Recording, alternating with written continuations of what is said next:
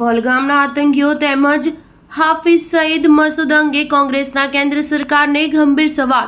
પહલગામ આતંકી હુમલા સહિત દેશમાં તાજેતરના વર્ષોમાં થયેલા આતંકવાદી હુમલામાં સંડોવાયેલા આતંકવાદીઓની ધરપકડ ન થવા મુદ્દે કોંગ્રેસ નેતા પવન ખેડાએ સરકાર પર આકરા પ્રહારો કર્યા છે. તેમણે કહ્યું કે દેશમાં અત્યાર સુધી અમુક મહત્વપૂર્ણ સવાલોના જવાબ મળ્યા નથી, જેમાંથી એક છે કે પાકિસ્તાન સાથે કોઈ શરતો પર સીઝફાયર કરવામાં આવ્યું. પવન ખેડાએ વડાપ્રધાન મોદી પર પણ કટાક્ષ કર્યો હતો. પવન ખેડાએ મંગળવારે દિલ્હીમાં એક પ્રેસ કોન્ફરન્સમાં જણાવ્યું કે આ કોઈ મજાકનો વિષય નથી. જે રીતે વડાપ્રધાન મોદી ક્યારેક પ્રેમ ચોપરાની જેમ તો ક્યારેક પરેશ રાવલની જેમ ડાયલોગબાજી કરી રહ્યા છે, ક્યારેક સિંદૂર મુદ્દે, ક્યારેક નસોમાં વહેતા લોહી વિશે, ગોળી ખાઓ રોટી ખાઓ, આ બધું શું છે?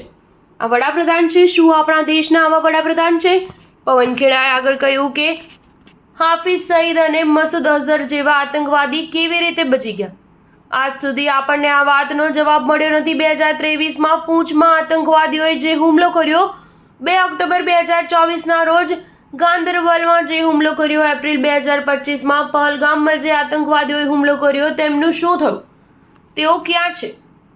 વધુમાં કેન્દ્ર સરકાર પર આક્ષેપ કર્યો કે આજ સુધી જવાબ મળ્યો નથી કે સીઝફાયરને કઈ શરતો પર મંજૂરી મળી.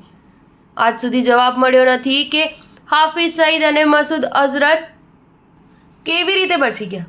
આપણા વડાપ્રધાન સવાલોના જવાબ આપવાના બદલે ડાયલોગબાજી કરી રહ્યા છે. આ ગંભીર વિષય પર ગંભીર ચર્ચા થવી જોઈએ. કોંગ્રેસ અને અન્ય વિપક્ષોએ પહલગામ આતંકી હુમલા અને ઓપરેશન સિંદૂર મુદ્દે ચર્ચા કરવા સંસદમાં વિશેષ સત્ર બોલાવવાની માંગ કરી છે. તેમણે વડાપ્રધાન મોદીના નેતૃત્વ હેઠળ સર્વપક્ષીય બેઠકની પણ માંગ કરી છે, જો કે સરકારે હજી સુધી કોઈ પ્રતિક્રિયા આપી નથી. સ્ટાર ન્યૂઝ 7 હંમેશા સચ્ચાઈની સાથે.